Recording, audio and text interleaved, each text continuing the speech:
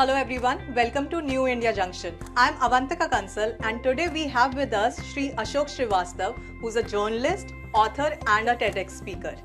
Hello sir, welcome to New India Junction. Thank you so much Avantika. So sir, we would want to know who has been your inspiration in life. मेरी ज़िंदगी में मेरी inspiration मैं कह सकता हूँ कि अलग अलग समय में अलग अलग लोग आपको इंस्पायर करते हैं। कोई एक व्यक्ति जो है मुझे किसी ने बहुत इंस्पायर किया ऐसा मैं नहीं कह सकता। जैसे मुझे मेरे पिता ने मुझे इंस्पायर किया जब मैं छोटा था बहुत, तो मुझे लगता था कि मुझे उनकी तरह अच्छा व्यक्ति बनना है। बाद में जब मैं कॉलेज गया तो मुझे मेरे प्रोफेसर्स ने इंस्पायर किया। जब मैं अखबार में काम करने लगा तो मेरे संपादक थे, मैं उनको देखता था वो कितनी मेहनत करते हैं, तो मैं उनसे मेहनत करने में उनकी टक्कर बराबरी करने की कोशिश करता था।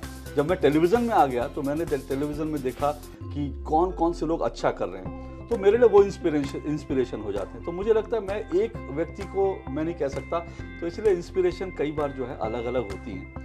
और लाइफ में मोटो होना चाहिए। इंस्पिरेशन मैं इससे ज़्यादा क्या बताऊँ, एक मोटो था, उस मोटो को लेकर मैं एक लक्ष्य को लेकर आगे बढ़ता रहा और जहाँ जहाँ जो मुझे इंस्पायर करते रहे मैं उनसे इंस्पिरेशन लेकर आगे बढ़ता रहा।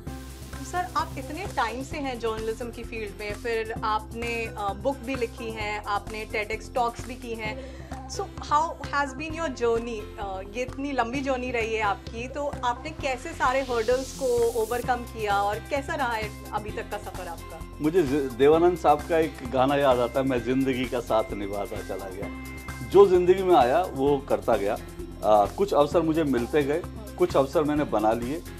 मैं आपको सच बताऊं तो मैं कई बार ये महसूस करता हूं मैं इतना प्रतिभाशाली हूं नहीं, लेकिन मैंने एक चीज़ ज़रूर सीखी, मैंने मेहनत बहुत करी यहाँ तक पहुँचने के लिए। मुझे लगता है और मुझे हमेशा लगता है कि अगर आप में प्रतिभा कम हो लेकिन आप मेहनत कर रहे हैं तो आप बहुत कुछ अचीव कर सकते हैं। तो हर्डल्स लाइफ में बहुत सारी आती हैं। जब मैंने सोचा था मुझे जर्नलिस्ट बनना है, बहुत सारी हर्डल्स आई। शुरू में नौकरी नहीं थी, जब नौकरी थी तो अच्छी नौकरी नहीं थी, जब अच्छी नौकरी मिल गई तो वहाँ पर एटमॉस्फेयर ऐसा था कि वहाँ पर चैलेंजेस थे।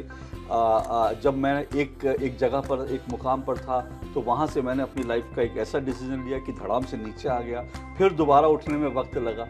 तो इस तरह से लाइफ में आपके रोज़ कुछ ना कुछ अच्छा बुरा होता है, तो जो अच्छा आए उसको समेट लेना चाहिए, सहेज लेना चाहिए। जो अच्छी चीज़ मिले उसको आपको दिल से लगा लेना चाहिए। जो बुरा दौर आया उसको आप सोच लीजिए कि एक लाइफ का हिस्सा था, चला गया, उसको लेकर रोने से कोई फ़ायदा नहीं। मैंने बुक लिखी क्योंकि मैंने उस समय जो है प्रधानमंत्री नरेंद्र मोदी का एक इंटरव्यू लिया था और उस इंटरव्यू के पीछे कहानी, एक बड़ी कहानी थी। उस इंटरव्यू को लेकर के मुझे बहुत सारे प्रेशर झेलने पड़े और उसके बाद सडनली मैंने देखा 2014 के बाद देश में एक नैरेटिव चल गया, एक फेक नैरेटिव कि इस देश में जो है अभिव्यक्ति की आज़ादी नहीं है, मीडिया को आज़ादी नहीं है, इस देश में जो है लोग बोल नहीं सकते, पत्रकार स्वतंत्र नहीं है। तो मुझे लगा जो मेरी कहानी है वो, मुझे लगा जो मेरी कहानी जो नरेंद्र मोदी के इंटरव्यू की कहानी है, मुझे लगा कि जो व्यक्ति सबसे ज़्यादा अभिव्यक्ति की आज़ादी का शिकार रहा, निशाना बना, आप उस पर आरोप लगा रहे हो कि वो लोगों को अभिव्यक्ति की आज़ादी नहीं दे रहा। तो मुझे इंस्पिरेशन मिली कि इस पर एक किताब लिखनी चाहिए ताकि सच लोगों के सामने आए। मैंने उस पर किताब लिखी। अचानक से फिर एक TEDx का न्योता आया, वहाँ चला गया। तो मैं यही कह रहा हूँ कि जो अवसर मिले उनको आपको अच्छे से, हाँ ये ज़रूर है कि जब आपको जो अवसर मिलता है, जैसे आपको किताब लिखनी है या TEDx के लिए आपको जाना है, उसके लिए आप अपने आप को अच्छी तरह से प्रिपेयर करने का मतलब ये नहीं कि आपको उसके लिए बहुत पढ़ना है, तैयारी करनी है, लेकिन फोकस करना उसके लिए होता है कि आप उसको कैसे परफॉर्म करोगे, क्या करोगे, वो सब चीज़ें जो है मुझे लगता है उसके ऊपर ध्यान देना बड़ा ज़रूरी है। Okay sir, new India junction is a channel for the youth, so one message for the youth. मैंने न्यू इंडिया जंक्शन के कई क्लिप्स देखी हैं और मुझे बड़ा अच्छा लगा। कई क्लिप्स मुझे इंस्पायर किया, इसलिए मैं फॉलो भी करता हूँ और मुझे लगता है ये न्यू इंडिया है और इस न्यू इंडिया में जब आगे बढ़ना है तो बीच में एक जंक्शन भी आता है, न्यू इंडिया जंक्शन, तो वहाँ थोड़ा रुक के ठहर कर ज़रूर जाना चाहिए। यूथ के लिए मैं फिर यही कहता हूँ कि थोड़ा सा, क्योंकि आपके सामने बहुत सारे फेक नैरेटिव है, मैं यूथ के लिए खास करके कहता हूँ, क्योंकि एक इंटरनेशनल अखबार, एक इंटरनेशनल एजेंसी, दुनिया में बैठा एक पूंजीपति, भारत को लेकर के एक अपनी विचार थोपने की कोशिश करने वाले लोग, वो लगातार लगे हैं। मुझे लगता है कि यूथ को बहुत अवेयर होने की ज़रूरत है।